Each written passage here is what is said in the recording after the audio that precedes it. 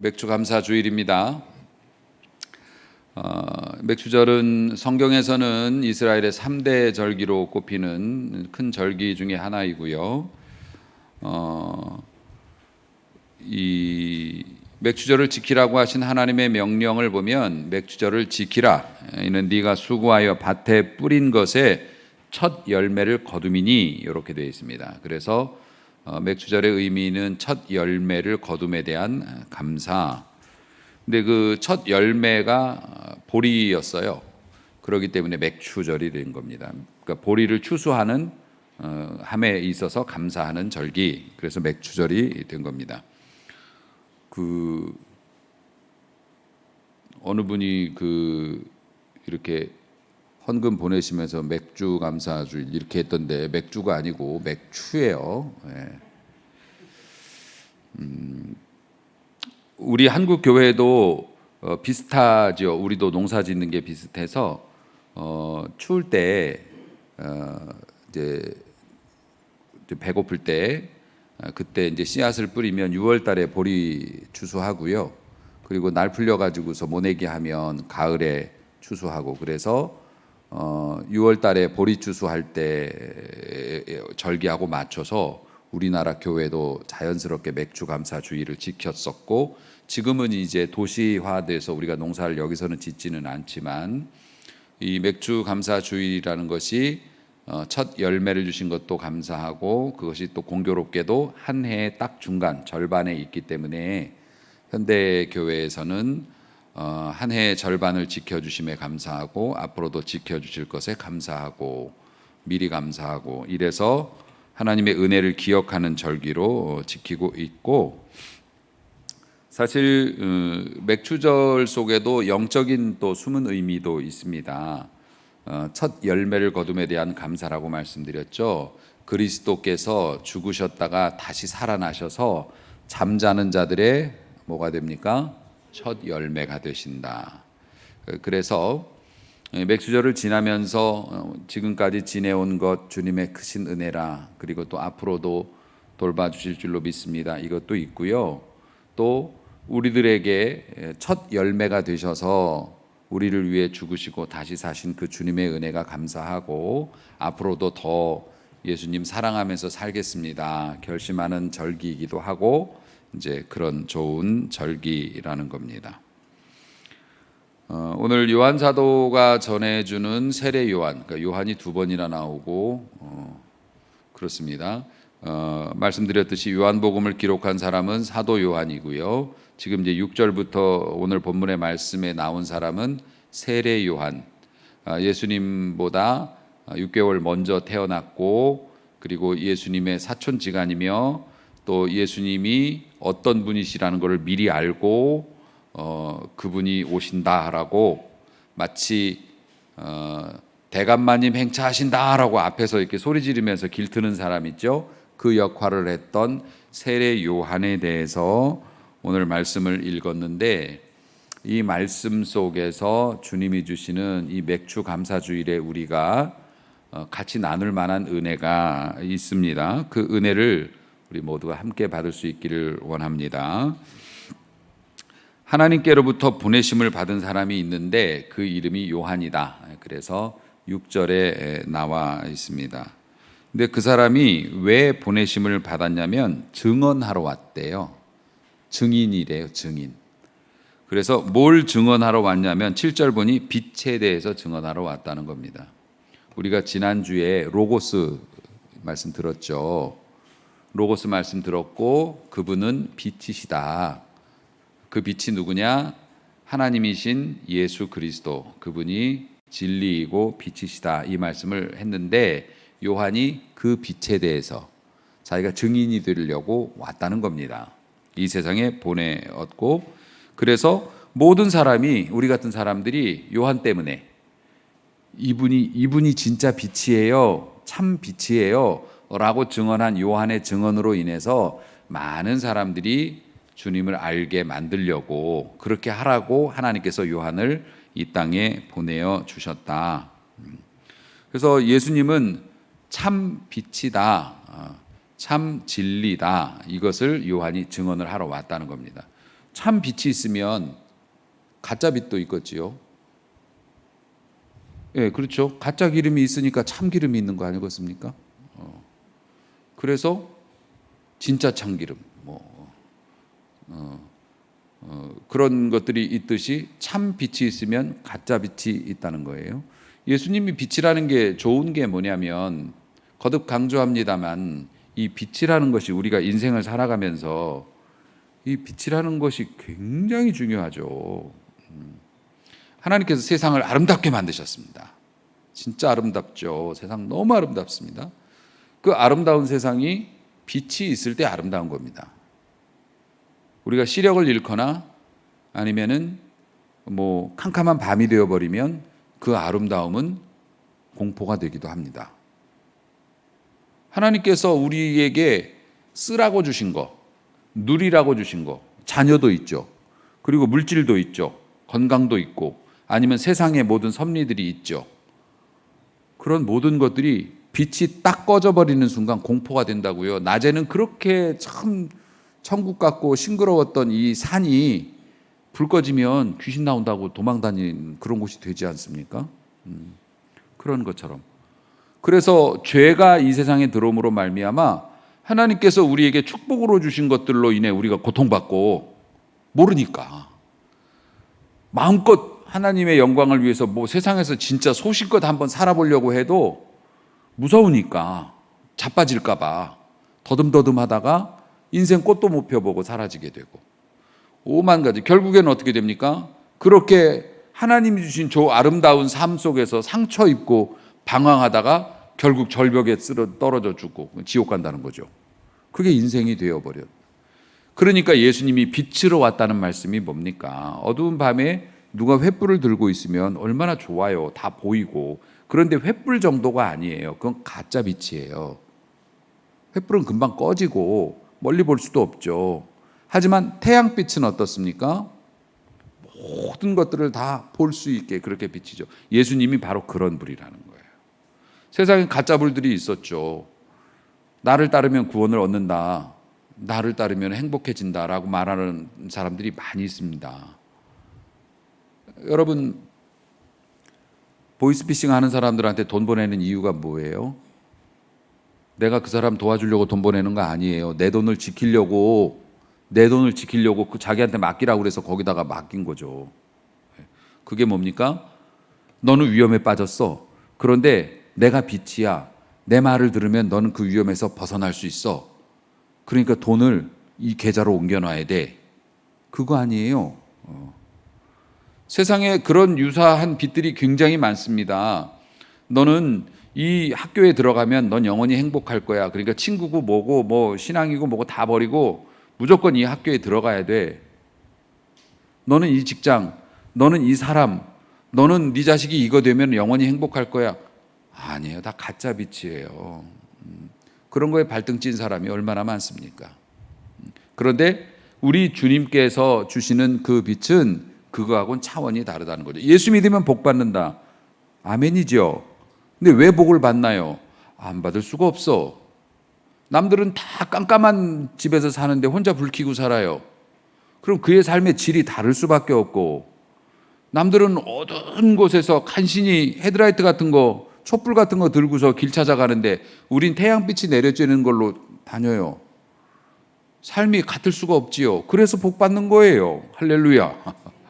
그러니까 주님 가까이 다녀야 됩니다. 주님 잘 모셔야 됩니다. 예배 열심히. 근데 여러분들은 성공자죠. 이 자리에 나와 이 시간에 앉아 있으면 큰 은혜 받고 복 받은 사람들이죠. 앞으로도 이 은혜 뺏기지 마시고 광명하게 사시길 주의 이름으로 축복합니다. 그러니까 이런 것이라고 하는 것을 증거하러 왔다는 겁니다. 그래서 이 참 빛이신 그 주님을 인간이 만나야 사는데, 이것에 대해서 예로부터 하나님께서 선지자들과 여러 사람들을 보내어서 막 계속 증거를 하죠. 그게 구약 성경이에요. 일관되게 앞으로 우리에게 영원한 빛이 오신다. 그분이 오실 것이다. 그런데 사람들이 알아먹지를 못하니까 하나님께서 직접 인간의 몸을 입으시고 인간의 언어를 쓰시면서 우리에게 오셨어요. 그분이 예수님이에요. 그런데 어떻게 됩니까? 오늘 말씀을 보니 11절, 자기 땅에 오매 자기 백성이 영접하지 않았어요. 자, 이 땅이 누구 땅이라고요? 자기 땅이래요. 그 자기가 누구예요? 하나님이신 예수님. 이 땅이 원래 예수님 땅이에요. 그리고 우리 이 모든 백성들이 누구 백성이에요? 예수님 백성이라고요. 자기 땅에 왔는데 자기 백성이 영접을 안 해요. 자기 땅에 왔는데 자기 백성이 영접을 안 해. 그런데 하나님께서 은혜를 주시니 그 와중에도 알아본 사람이 있었네. 베드로 같은 사람들. 베드로 같은 사람들이 하나님의 은혜를 입어서 예수님이 주는 그리스도시요 살아계신 하나님의 아들입니다. 이런 고백을 할 정도까지 은혜를 입었어요. 베드로가 공부 많이 해서 그렇게 된 거 아닌 거는 분명하고, 어떤 편법을 쓴 게 아니에요. 하나님이 오직 은혜로 그에게 그걸 줬죠. 베드로가 예수님을 처음에 만났을 때는 그 바닷가에서 사람들에게 설교하실 때, 그때 이제 베드로가 일하고 있는 일터 근처에 와서 예수님이 그걸 하셨기 때문에 좀 훌륭한 분이시네, 괜찮은 분인 것 같아. 그때까지는 선생님이었죠.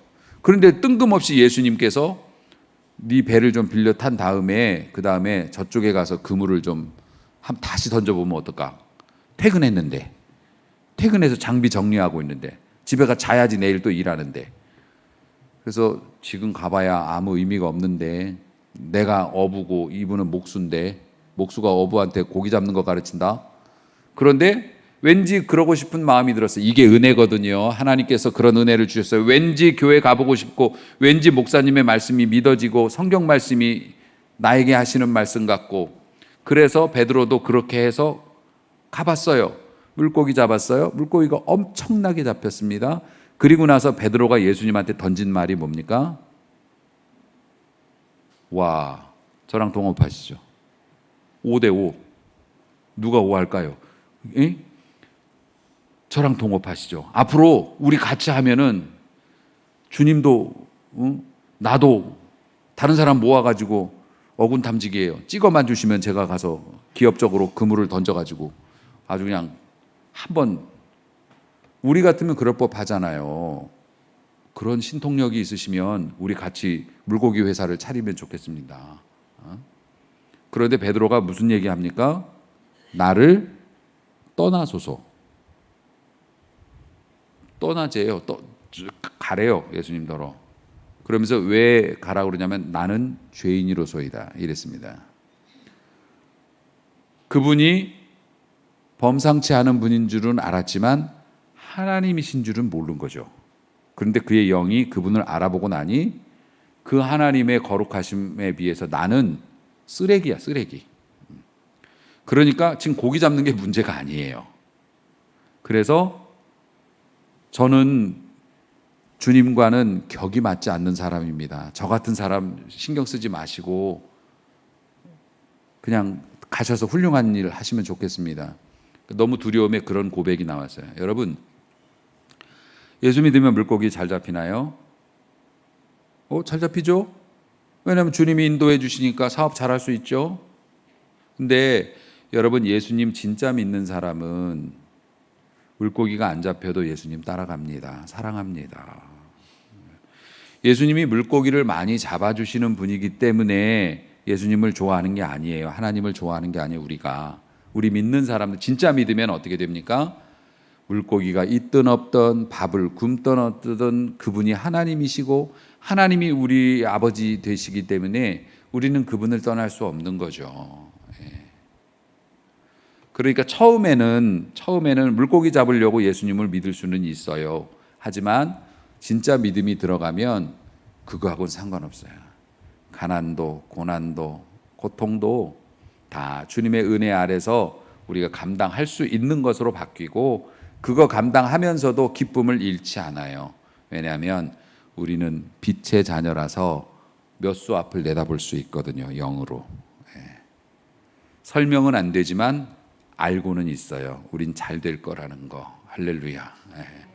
우린 하나님이 돌보시는 백성이기 때문에 지금 내 눈앞에 안 보여도 장차 좋은 것이 있고, 그게 없다 해도 또 더 좋은 것으로 지켜주실 것이고, 아니면 천국 가서 우리 주님께서 모든 것들을 알게 해주실 거니까 기왕 천국 가서 정산할 때 꼭 우리가 기름진 음식과 좋은 것만 먹고 누리다가 가서 정산하면 정산할 게 별로 없잖아요. 저 주님을 위해서 주님 믿느라고 이렇게 고생했어요. 이거 좀 들고 가야지. 예. 호의호식만 했어요. 그거보다는, 그러니까 믿음이 있는 사람들은 그런 계산을 하기 때문에 고난과 가난도 내 믿음을 흔들 수는 없다. 이렇게 된다는 거죠. 빛의 자녀의 삶이 그렇다는 겁니다. 그래서 베드로가 그렇게 영접했습니다. 영접했더니 우리가 성경에서 특히 예수님을 믿을 때 제일 먼저 접하는 구절이 이 말씀이고 정말 멋진 말씀이죠. 영접하는 자, 곧 그 이름을 믿는 자들에게는 하나님의 자녀가 되는 권세를 주셨으니 아멘, 아멘, 아멘. 하나님이 은혜를 주셨습니다. 그래서 그분이 하나님이신 줄을 우리가 알아요. 요한이 증거하고 요한네 아버지가 증거하고, 우리 아들이 김요한이거든.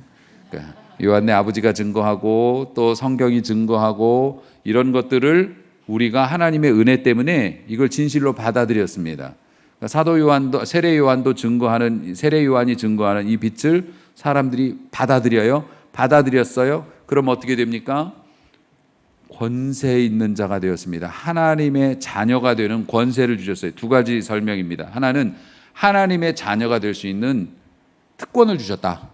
또 하나는 하나님의 자녀가 되어서 특권을 누릴 수 있다. 다 비슷한 얘기입니다.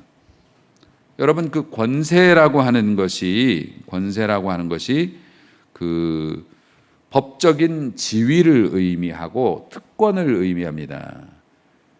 예를 들면 경찰관 같은 경우에도 나라에서 준 권세가 있습니다.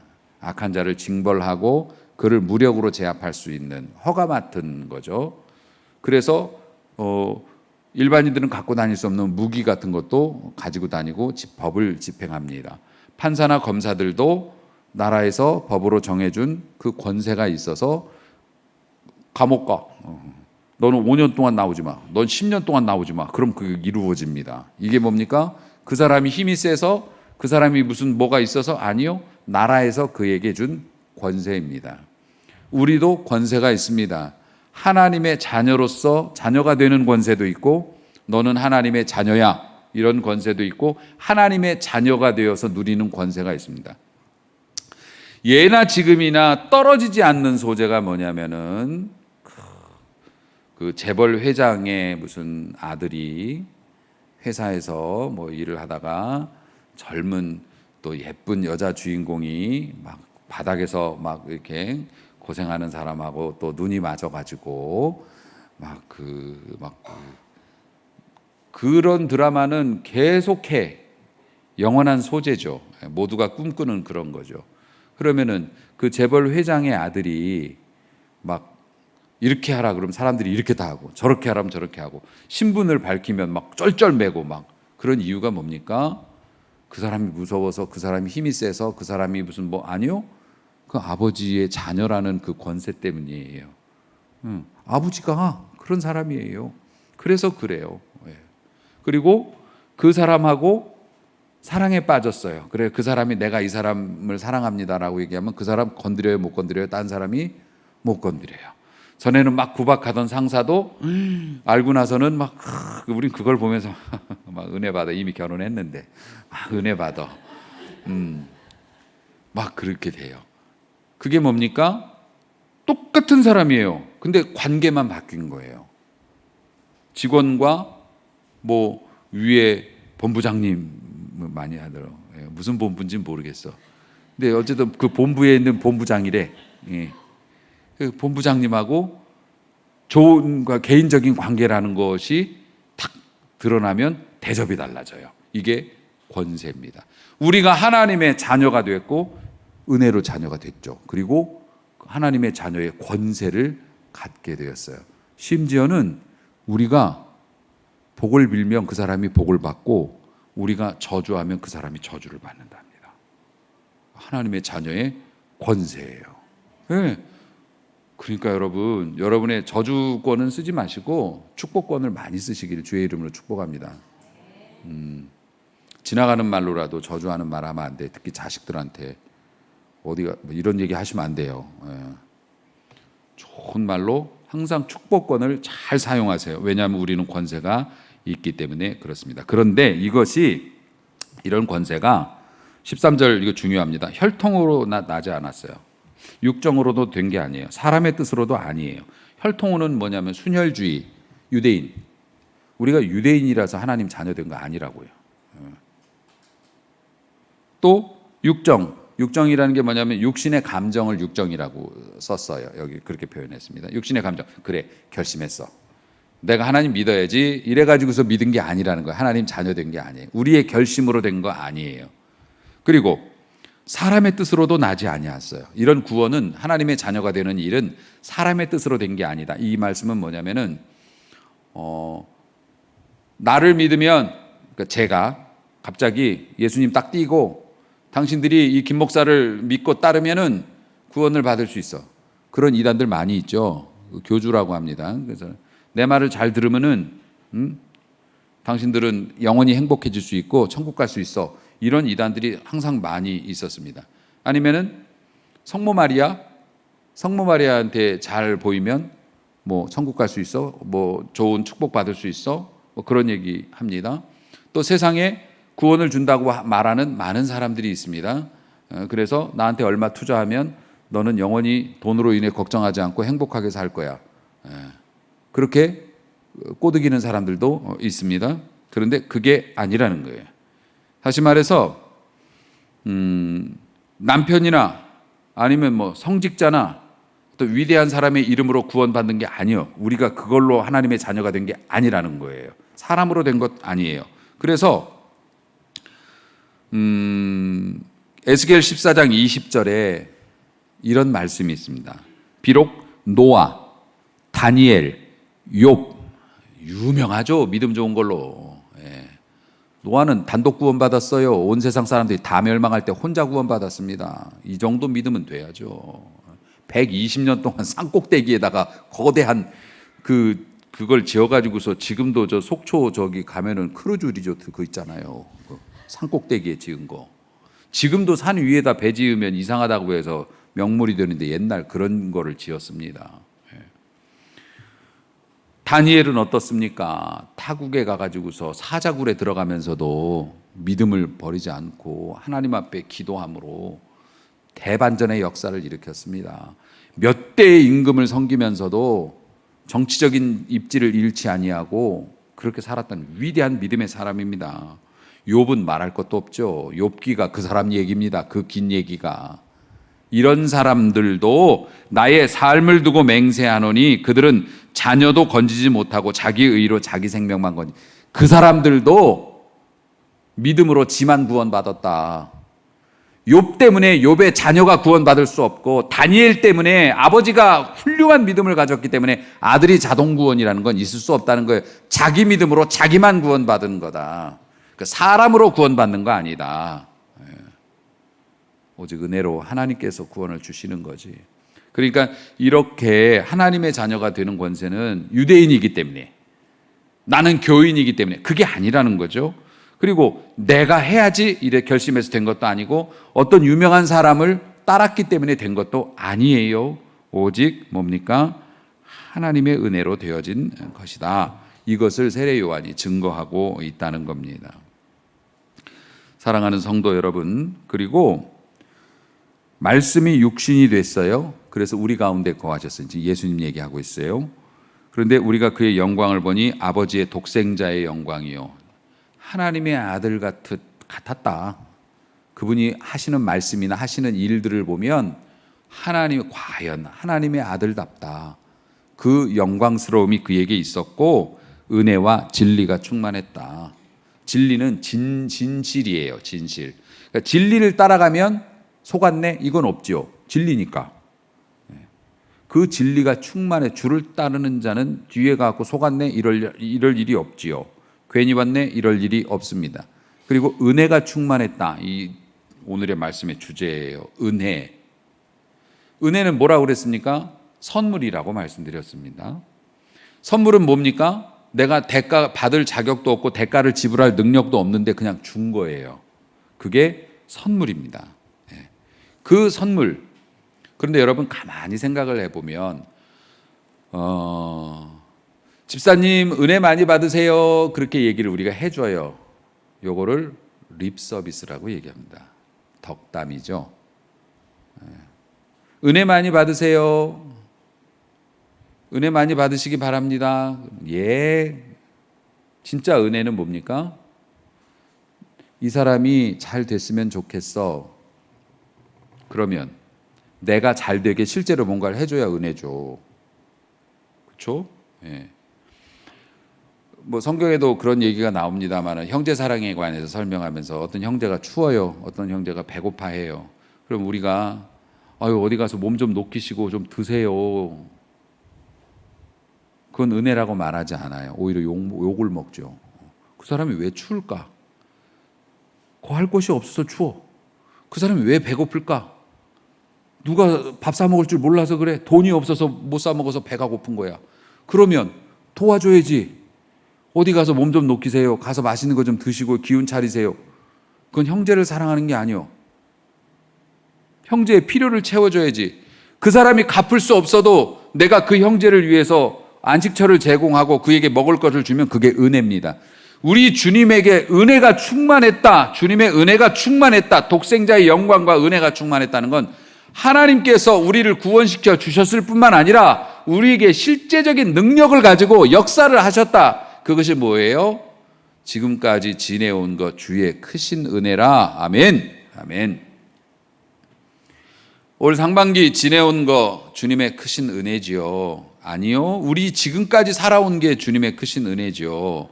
그러면 주님의 크신 은혜가 언제까지 지속될까? 언제까지 지속되긴요? 여러분이 믿는 만큼 지속되겠죠. 여러분이 빛을 따라 가는 만큼 지속이 될 겁니다. 사랑하는 성도 여러분, 그래서 16절 보니까 우리가 다 충만한 데서 받으니 은혜가 있었고 그 위에 은혜로라. 아멘. 아멘.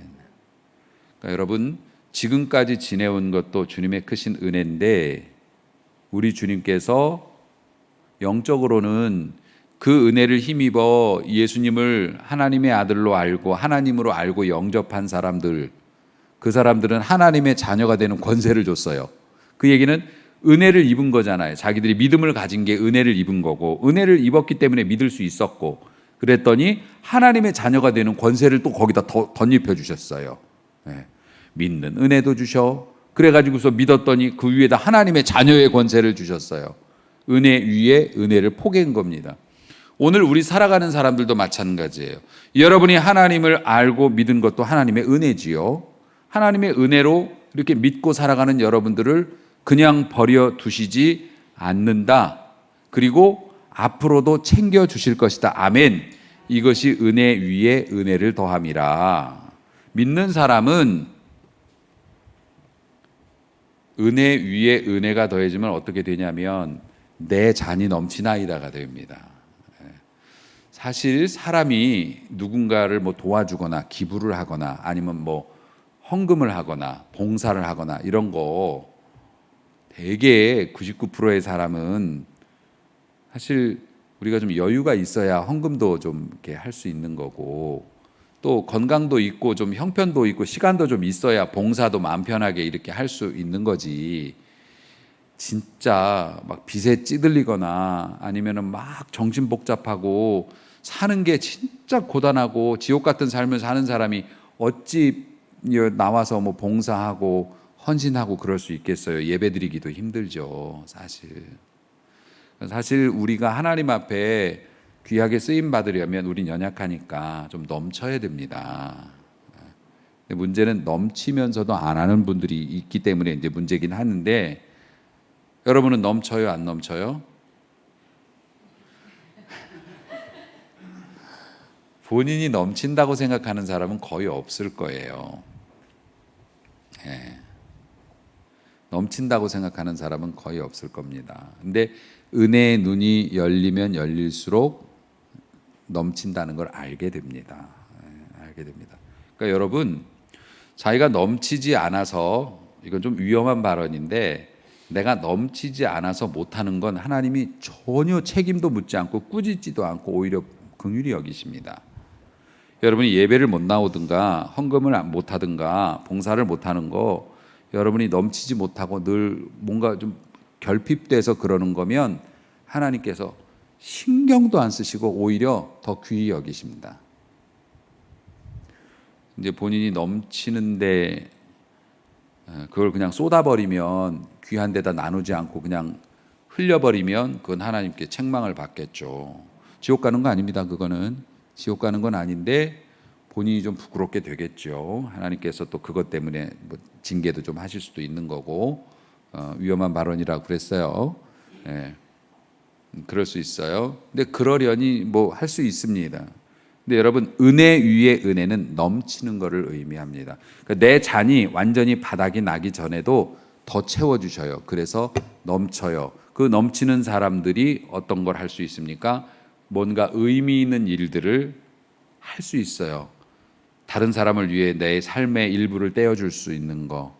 그리고 하나님 앞에서 넘치니까 은혜를 지금도 있지만 더 부어주실 것으로 믿으니까 지금 내가 무리한 일이지만 하나님 앞에 드릴 수도 있는 거예요. 왜냐하면 더 채워주실 걸 내가 믿으니까. 사랑하는 성도 여러분, 지금까지 여러분들이 여러분의 힘으로 살아온 거라고 게 아니라고 말하지만 살아온 거라고 생각을 하거든요. 우리는. 하지만 정말로 우리는 수많은 사람들의 양보와 도움과 하나님의 보이지 않는 이 보호하심과 지켜주심 때문에 우리는 오늘날까지 이렇게 살아있을 수 있어요. 그리고 지금 이 자리 이 순간에 이 말씀 또 다른 데에서도 유튜브로라도 이 말씀을 듣고 있는 분들이면 진짜 은혜 중에 거하시는 분들 맞아요. 막 열렬한 신자 막 광적으로 하나님을 안 그래도 됩니다. 여러분 예배 드릴 수 있는 정도의 믿음이면 훌륭한 믿음이고 앞으로 복 받을 가능성이 있어요 없어요? 은혜 위에 지금 여러분이 받은 은혜 위에 은혜가 더해집니까 안 합니까? 더해집니다. 더해지기 때문에 기대하고 사셔도 좋을 것 같습니다. 저도 계속 기대하는데요. 저도 계속 지금 꿈꿔요. 막 큰 교회에 가서 설교하는 꿈꿔요. 근데 길을 못 찾아. 그리고 설교 원고를 자꾸 잊어버려. 그래가지고 그거 찾다가 꿈이 깨요. 그 얘기는 뭡니까? 하나님이 주시는 귀한 사역을 기대하고 있다고 전 생각해요. 전 아직도 포기하지 않고. 그럼요. 여러분의 나이가 몇 살이든지 어렸을 적에는 어렸을 적에 이루고 싶은 게 있고요. 나이가 들면 또 나이가 드신 분들이 이루고 싶은 것들이 있고 이루어질 수 있는 것들이 있습니다. 은혜 위에 은혜 잊지 마시기 바랍니다. 이게 맥주 감사주일에 감사하는 분들에게 주시는 하나님의 선물입니다. 지금 너희는 은혜 가운데 살아왔다. 그리고 앞으로도 나의 은혜는 계속될 것이다. 그거를 믿으면 여러분들의 삶이 설레이는 삶이 될 수 있고 하나님의 은혜뿐만 아니라 그 은혜를 현실로 바꿔주는 능력이 있으신 하나님이 여러분의 삶을 책임져 주실 줄로 믿습니다. 이게 예수 믿는 즐거움이고 하나님의 자녀가 이 세상에서 누리는 특권이겠죠. 이 은혜 속에서 은혜 위에 은혜가 부어지는 것을 많이 경험하고 많이 나눌 수 있는 행복한 그리스도인 되시기를 주님의 이름으로 축복합니다. 기도하시겠습니다.